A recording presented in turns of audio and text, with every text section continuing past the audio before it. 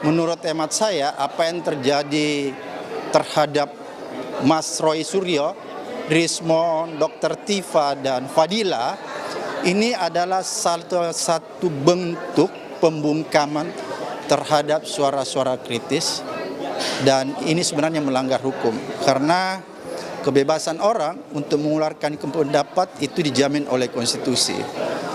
Jadi kalau orang paham tentang konstitusi, pemerintah paham tentang konstitusi, maka suara kritik tidak boleh dilawan dengan mengkriminalisasi seseorang lewat laporan ke kepolisian. Terima kasih Anda masih bersama kami di Dua Arah. Mas Yakub, apa iya itu pembungkaman suara-suara yang kritis kalau kata Pak Abraham? Saya rasa perlu dibedakan antara suara yang kritis dengan tuduhan-tuduhan yang tidak berdasar ataupun fitnah ya. Karena mungkin bisa kita pahami semua Pak Jokowi sudah menjabat selama 10 tahun sebelum beliau purna tugas. Selama 10 tahun ini sangat terbuka dengan apapun masukan-masukan, kritik-kritik yang menurut saya pribadi justru sebagian besar banyak yang melewati batas. Yang seharusnya mungkin Pak Jokowi memiliki hak untuk mengadukan atau melaporkan dan sebagainya. Tapi beliau tidak lakukan. Termasuk mengenai ijazah palsu ini. 2023 beliau masih menjabat, semua kalau kita ngomong simpelnya semua masih under his control. Tapi beliau tidak melakukan apapun. Di gugat pun beliau respon dengan menjawab gugatannya. Artinya menghormati proses hukum yang berlaku, gugatan perdata dibalas perdata, gugatan tun dijawab secara tun. Tapi sekarang beliau sudah bukan lagi presiden. Kali ini beda? Kali ini tentunya sangat beda. Beliau bukan lagi presiden tetapi masih ada aja tuduhan-tuduhan seperti itu. Justru sekarang Pak Jokowi menggunakan haknya sebagai warga sipil biasa. Karena semua orang itu kan equal di hadapan hukum.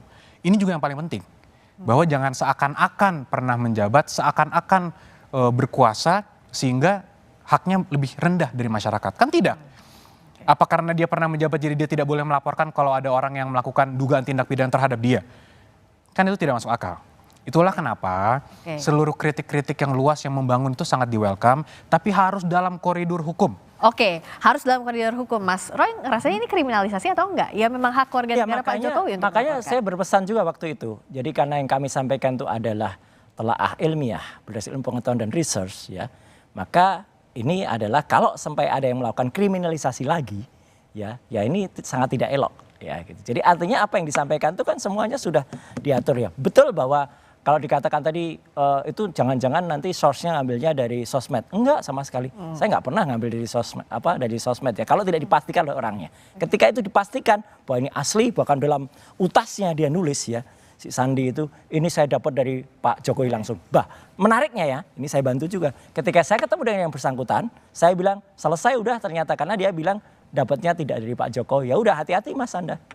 Oke, nah ini soal ijazah ini apa yang Mas Ilham lihat? Apa bedanya dengan kasus yang tadi sempat disebut sama Mas? Justru saya kemudian ingin mengatakan bahwa KPU memverifikasi berkali-kali bahwa ini ada prinsip kehati-hatian di sini. Misalnya saja ketika tadi Mas Suryo mencontohkan Pak Jaya Saragih ya ketika itu di Simalungun dia bisa jadi bupati, tapi ketika menjadi gubernur KPU melakukan tim verifikasi kembali SMA yang mengeluarkan ijazah yang diserahkan kepada kami untuk Pak Saragih itu ternyata sekolah tadi tidak mengakui, gitu loh. Ya, sekolah tidak mengakui, sehingga kemudian kami mengambil tindakan tegas mengatakan kepada KPU Provinsi Sumatera Utara ketika itu bahwa ini tidak bisa kemudian diloloskan menjadi calon pasangan gubernur di Pilkada 2018 lalu.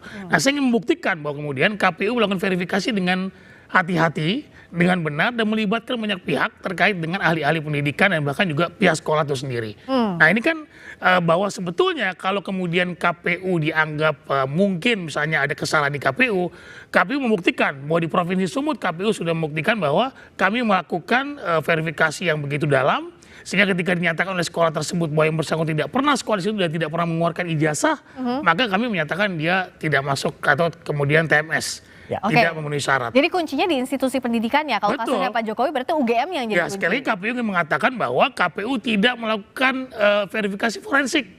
Tapi KPU hanya melakukan verifikasi kepada institusi pendidikan di mana yang bersangkutan bersekolah. Ya bagus itu. Enggak, ini saya puji ya KPU ketika melakukan di Sumatera Utara. Mohon itu juga dilakukan juga pada yang kita perbincangan ini. Apakah dalam kasus ijazahnya Pak Jokowi ya, kalau ini misalnya bukan ijazah 1, apakah KPU juga memverifikasi adanya ijazah SMA 6 yang kemudian di situ masih tertulis SMPP, betul SMPP, kan namanya Sekolah Menengah Pembangunan Persiapan. Tapi ada dalam kurung SMA 6 gitu. Padahal SMA 6-nya itu belum ada di tahun itu. Apakah itu diverifikasi atau tidak? Tentu diverifikasi ya. Kalau kemudian jadi gini, ada persyaratan-persyaratan yang kemudian kita harus verifikasi berdasarkan peraturan undang-undangan. Kalaupun kemudian peraturan undang-undangan mengatakan bahwa dari SD, SMP, SMA dan ijazah terakhir, tentu kami juga harus bisa melakukan verifikasi terhadap tatanan tersebut, gitu kan. Nah, sama seperti ketika Pilkada 2018 lalu, SMA-nya ternyata bermasalah.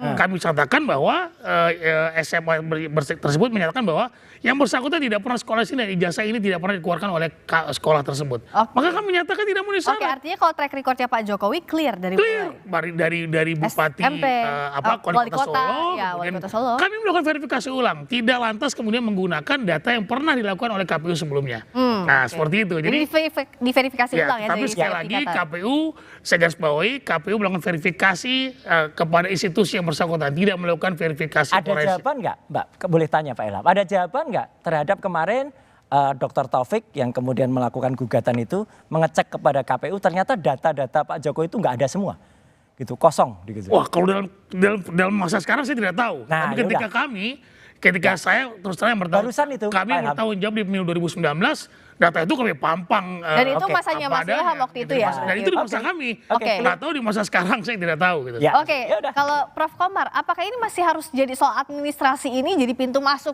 lebih dalamnya lagi polemik soal ijazah Pak Jokowi? Yang ingin saya sampaikan bahwa Pak Jokowi si presiden itu udah milik bersama, milik bangsa. Jadi kalau toh rakyat ada yang mempertanyakan, persoalkan, itu bagus-bagus saja. Dan Pak Jokowi tidak perlu tersinggung karena dia milik rakyat. Namun saya juga membela hak dia. Kalau sudah berlebihan merasa tersinggung, dia punya hak untuk membela diri. Gitu. Sebagaimana kalau saudara Roy juga punya masalah, dia juga punya hak untuk mempertanyakan. Setuju, Prof. Jadi masing-masing punya hak. Disinilah nanti lembaga polisi atau pengadilan yang kemudian mengolah proses. Tapi hak masing-masing itu harus dijaga. Jadi saya membela Pak Jokowi sekaligus juga saya membela hak Anda. Etika berkomunikasi, bernegara, bermedsos ini yang perlu kita jaga. Sebab sekarang semakin liar, semakin kacau. Jadi menurut Prof akan lebih etis kalau ini memang prosesnya berlangsung hingga ke pengadilan. Sampai oh iya, bagi saya ini bagus. Dan hati-hati dengan orang-orang yang sengaja mengaco, mengobo-obo, mempermainkan hoak. Karena selalu ada penumpang gelap setiap isu-isu itu. Ini yang perlu ada pendidikan politik bagi rakyat. Oke. Jadi meskipun pasalnya yang jadi persoalan kan pencemaran nama baik dan fitnah, ada atau tidaknya fitnah dan pencemaran nama baik itu harus dibuktikan di pengadilan, begitu ya Prof? Ya. Oke, tepuk tangan untuk Prof. Komarudin tadi. Hak warga negara, Mas Yakub. Artinya ya kalau sekarang Anda siap untuk membongkar buktinya, di depan penyelidik sudah dibuka itu ijazah, semua bukti-bukti yang dipunyai oleh Pak Jokowi. Iya, sudah diberikan. Kemarin juga sudah Pak Jokowi membawa langsung, karena kami juga sudah menduga akan diminta, sudah dibawa langsung ijazah SD, SMP, SMA, hingga kuliah.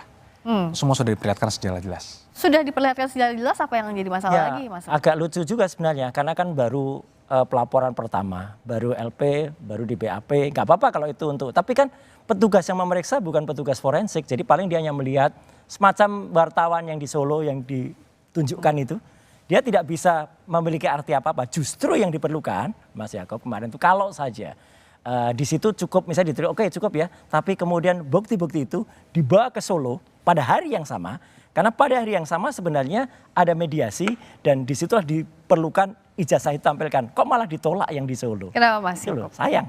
Untuk yang di Solo kebetulan karena itu ditangani oleh rekan kami yang lain, secara kode etik kami tidak bisa mengomentari, Mas. Tapi mengenai barang bukti, apakah ijazah nanti kenapa diperlihatkan hanya pada penyidik, tentunya kami menghormati proses dan kalaupun nanti dimintakan lagi di penyidikan atau di persidangan, tentunya kami siap untuk memberikan. Ya, pasti itu diperlukan. Oke. Nah, tapi kenapa sih tidak ditunjukkan langsung aja bahwa ini ijazahnya asli loh? Kenapa harus lewat jalur pengadilan, lewat jalur penyelidikan dan nanti juga sampai ke pengadilan? Tentunya pertama tidak ada kewajiban hukum Pak Jokowi ya untuk memperlihatkan itu. Dan ini akan menjadi presiden yang sangat buruk Mbak jika ini dilakukan oleh Pak Jokowi. Kenapa? Bayangkan jika ada seorang pejabat atau seorang masyarakat biasa lah yang dituduh.